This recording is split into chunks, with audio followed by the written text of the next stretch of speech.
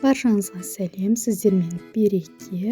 Менің каналыма қош келдіңіздер. Бүгін біз сіздермен дәл осындай өте әдемі котлеттер жасайтын боламыз. Менде бұл жерде бауыр мен өкпені өткізіп алдым мясорубкадан. Сіздерде егер тек бауыр болатын болса, только өзінен жасай беруге болады. Мен өкпе екеуін араластырып өткізіп, осылай алдымен дайындап алдым. Және де бізге сүт, жұмыртқа, тұз, ұн қажет болады. Енді осының үстіне жұмыртқамызды салып аламыз. Және жұмыртқа біздің котлеттеріміздің бірігіп тұруы үшін 2 жұмыртқа жеткілікті. Жақсылап араластырамыз.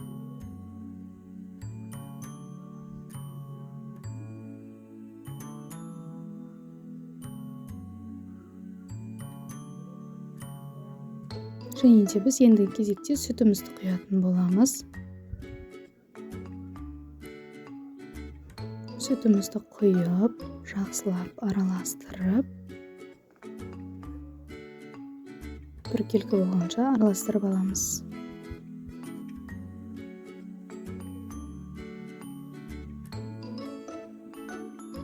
Енді үстіне тұзымызды салатын боламыз. Тұзын өздеріңіздің қалауларыңыз бойынша дәміне қарай салатын боласыздар. Мен өзім тұзды көбірек қосқанды жақсы көремін. Тағы да жақсылап араластырып, біркелкі массаға келтіреміз. Және оның үстіне қара бұрыш салдым. Оны да дәміне қарай өздеріңізге қалай ұнайды, солай салып аласыздар. Тағы да жақсылап араластырып, үстіне ұнды салатын боламыз.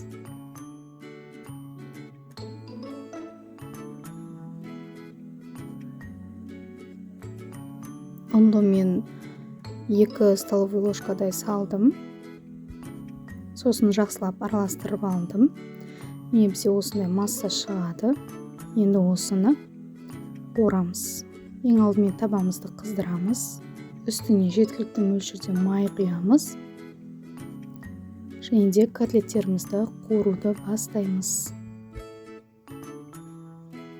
Осылай шеттерін туырлап, қасықтың көмегімен котлеттің формасын жасап аламыз. Оттың мөлшері аз мөлшерде тұру керек, яғни орташада тұру керек. Асты піскеннен кейін, қызарғаннан кейін осылай екінші бетін аударып отырып, екі бетін жақсылап пісіріп алатын боламыз.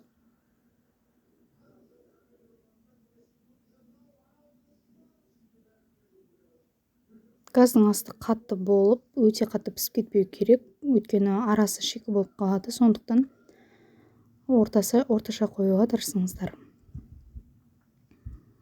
Дайын болған котлеттерімізді аламыз.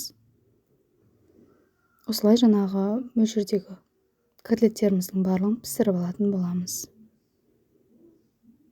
Міне біздің өте дәмді котлеттеріміз дайын болды. Сіздерге дәл осы рецептпен жасап көруге кеңес беремін. Әрі ағзаға өте пайдалы, әрі бауыр жемейтін адамдар үшін осылай жасап берсеңіз, міндетті түрде тәбетін ашатын болады. Үйде қалып кеткен өкпе, бауырларды араластырып, осылай жасауларыңызға болады. Сау болыңыздар.